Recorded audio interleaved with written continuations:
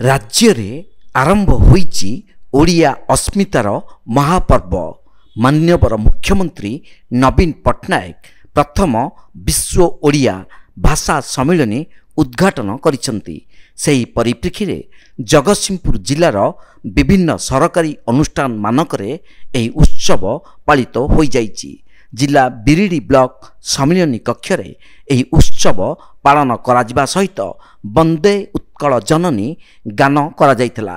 Block उन्नयन अधिकारी doctor Babita मंजरी नायक सभापतित्व रे आयोजित एही कार्यक्रम रे मुख्य अतिथि भावे तीर्तोल विधायक विजय शंकर दास, ब्लॉक अध्यक्षा ममता पात्र, जिला परिषद सभ्य, बहु साहित्यिक और कवि माने उपस्थित रही राज्य सरकार एही कार्यक्रम को स्वागत करथिले।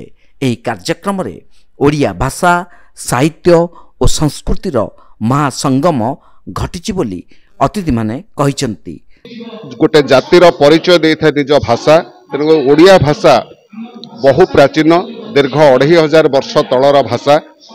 आज 2014 मसीहा फेब्रुआरी मासरे यही भाषा को षष्ठ भाषा रूपे शास्त्रीय मान्यता प्रदान करा जाइथिला एवं आज माननीय मुख्यमंत्री जो अभिनंदनीय पदक्षेप नहीं ओडिया भाषा साहित्यर समृद्धि पाई विश्वस्तर पालन कराइछंती, ताहा शुभंकर कथा।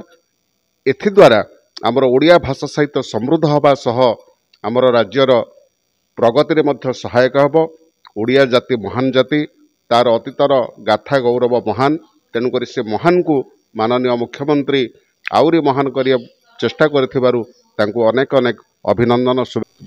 लोकल रो जो माने लेखक रहिचंती, गीतिकार रहिचंती, तांको मध्य डाकी तांको मध्य सम्मान करा जाइछि। ओडिशा भाषा साहित्य को बचाई रखिथिबाकू एवं आमर समस्त अंचल रे एपरी माननीय मुख्यमंत्री जो ओडिशा भाषा साहित्य को जो सम्मान देइचंती, निश्चित भाव से प्रशंसनीय। बिरिडी ब्लॉक रे आमर जो आमर लेखक कवि एवं आमर जो ओडिशा भाषा साहित्यर जो संरक्षण जो किपरि करा हिची से विषय में आलोचना करा हिची एवं मो राज्य सरकार का यही पदक्षेप को हृदय सहित स्वागत करुच्ची। कहीं भाषा होची गोटे जातिर प्राण केन्द्र। जो जातिर भाषा जेते समृद्ध से सेते विश्व से उन्नत एवं रुद्धिमंत।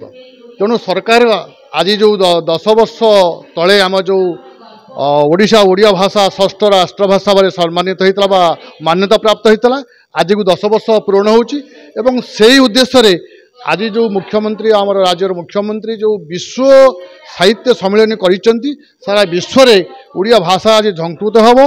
लोकलोचन को सामना को आनिबा गोटे सम्मान दबा एवं एटा जो प्रयास करिसेंती एटा निश्चित भाव स्वागत योग्य पदक्षेप।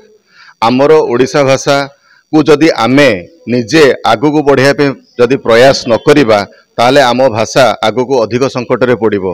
अन्य विदेशी भाषा द्वारा आमर भाषा आज आक्रांत होई चलीचे एवं आमे जदि आमर भाषार आमे किछि किछि शब्द आज भूलिया को बसिलुनी। आम कथा भितर हिंदी रो गोटे गोटे वर्ड पसी शब्द पसी जाउची, इंग्राजी रो पसी जाउची, अन्य विदेशी भाषार भी गोटे गोटे शब्द पसी जाउची। काहेकि ना आम भाषार प्रचलन सेही शब्द गुड़िकर व्यवहार कमी जाउची। जगतसिंहपुर रीता साहू को रिपोर्ट, तीर्थक्षेत्र लाइव।